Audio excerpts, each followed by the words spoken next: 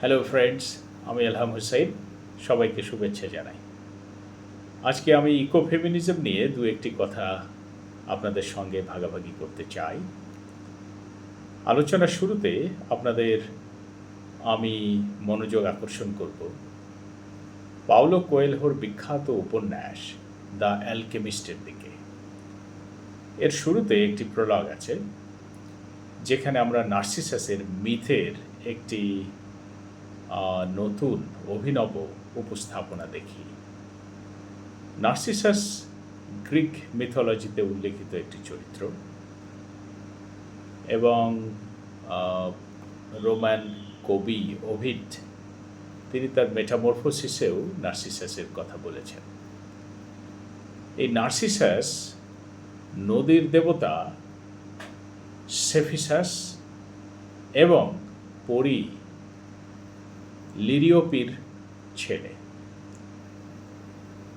এই নার্সিসাস সে সময় অত্যন্ত সুদর্শন টগবগে তরুণ ছিলেন।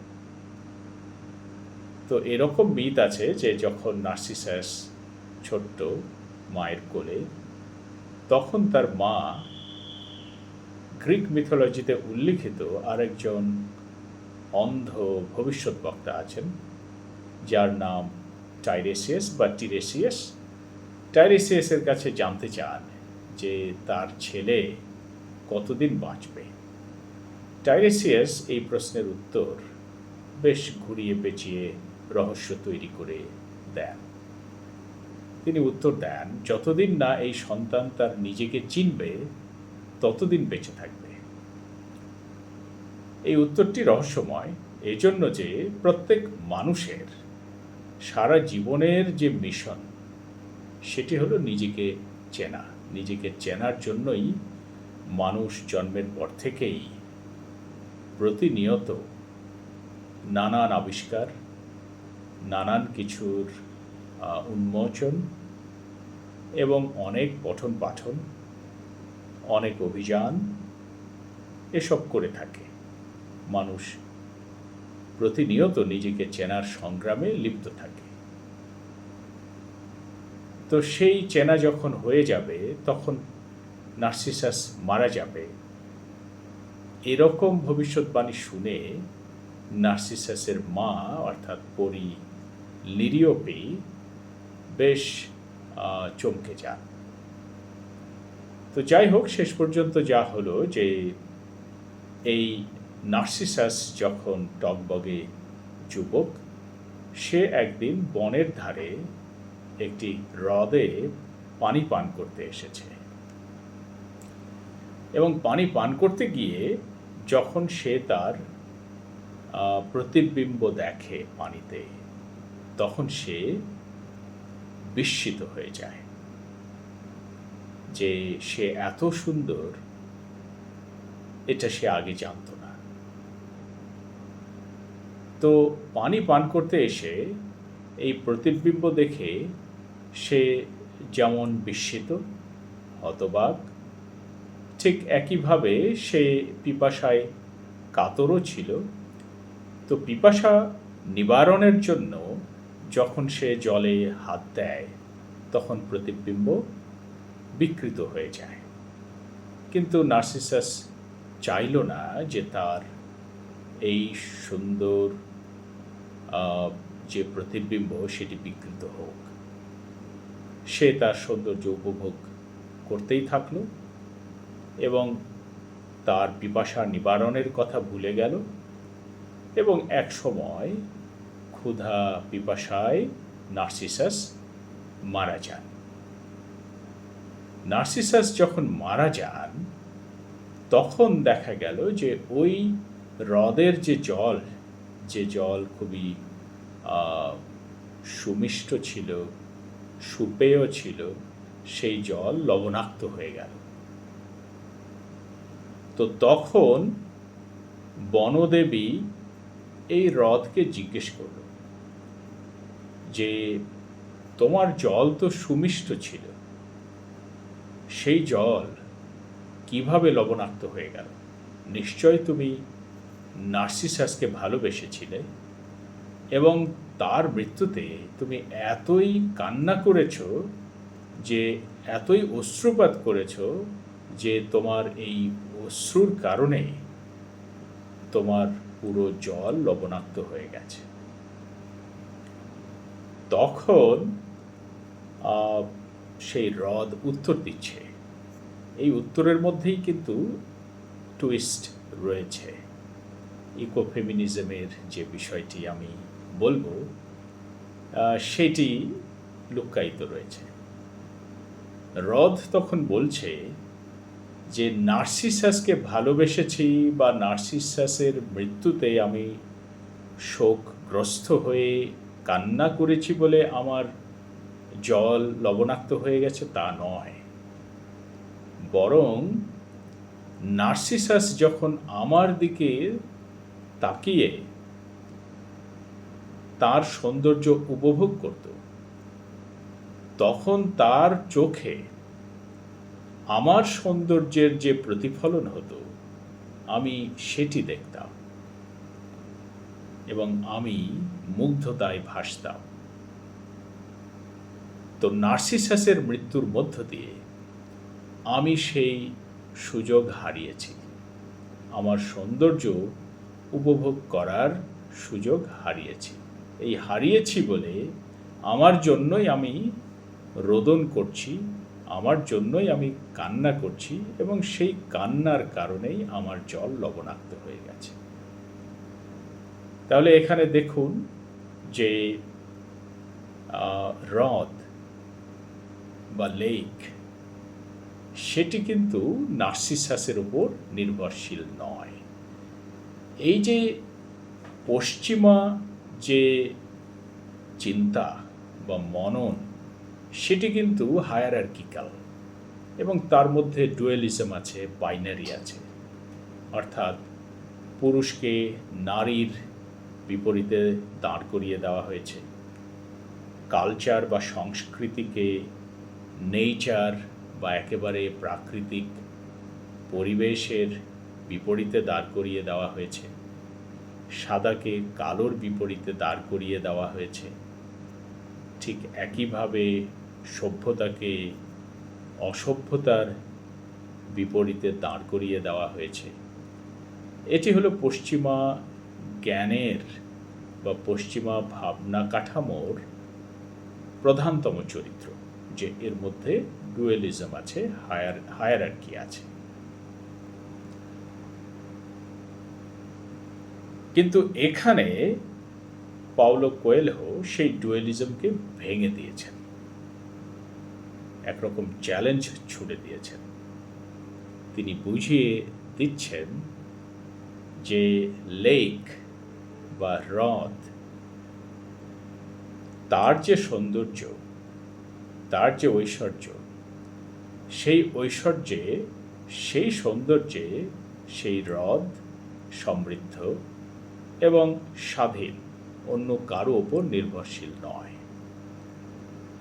অর্থাৎ এখানে নার্সিসাস সুন্দর, অবশ্যই নার্সিসাস আকর্ষণীয়, কিন্তু লেকের যে সৌন্দর্য নেই, ঐশ্বর্য নেই, তা কিন্তু নয়। লেক কিন্তু, সেই হ্রদ কিন্তু তার নিজের সৌন্দর্য, নিজের একটি স্বতন্ত্র অস্তিত্ব, সেটি কিন্তু সে উপভোগ করছে, প্রতিষ্ঠা করছে, জানান দিচ্ছে।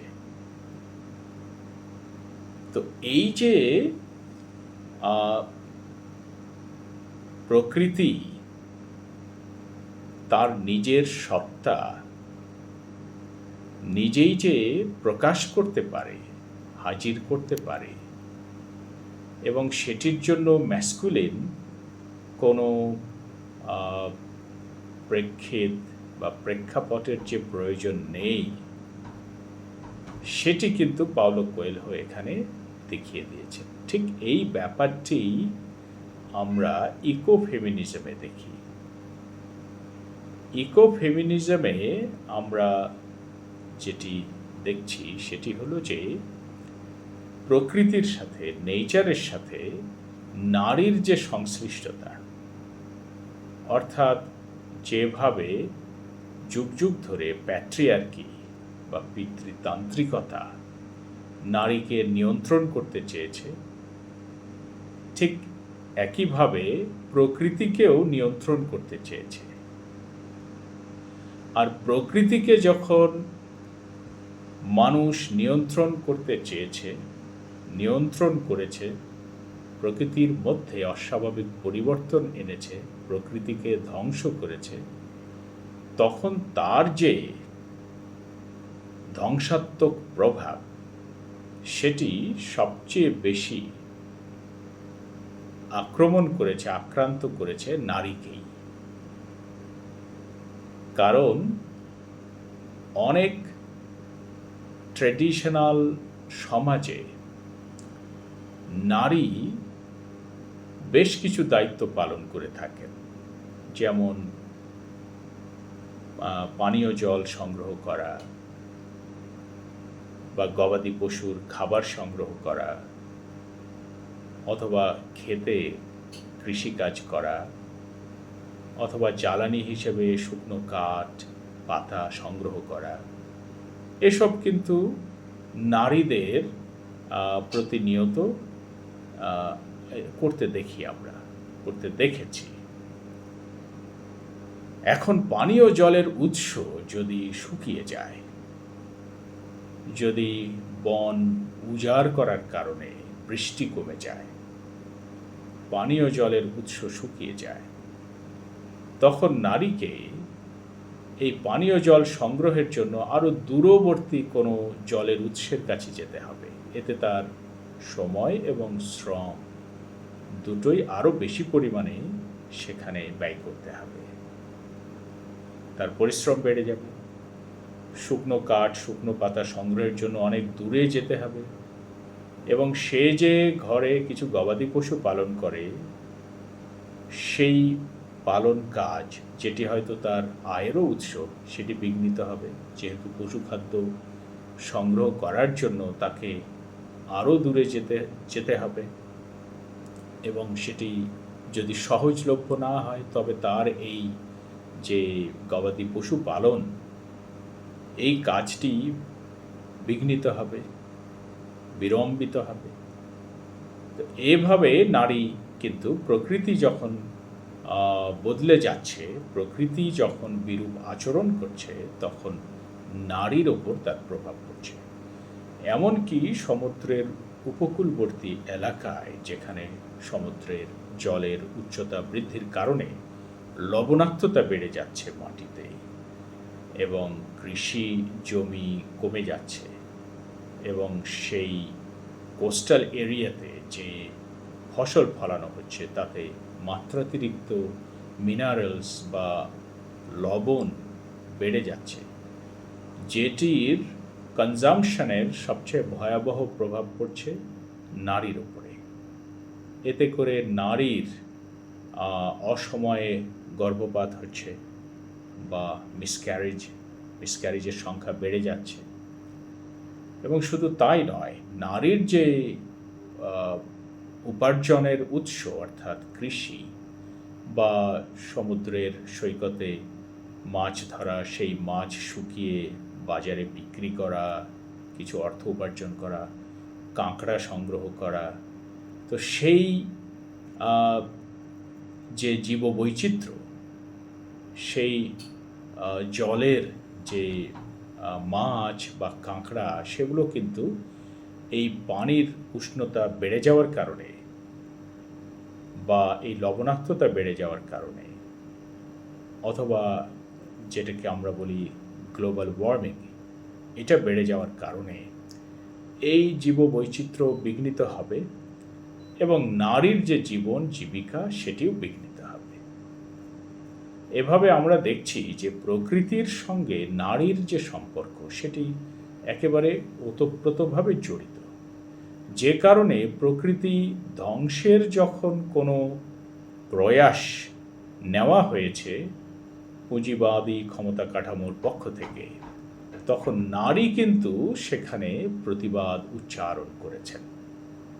যেমন 1974 সালের মার্চ মাসে উত্তরাখণ্ডের একটি গ্রাম, রেনি গ্রাম, সেই গ্রামে যখন বন উজাড় করে ছোট ছোট কলকারখানা স্থাপনের উদ্যোগ নেওয়া হয়, তখন কিন্তু সেখানে নারীরা প্রতিবাদ করেছিল।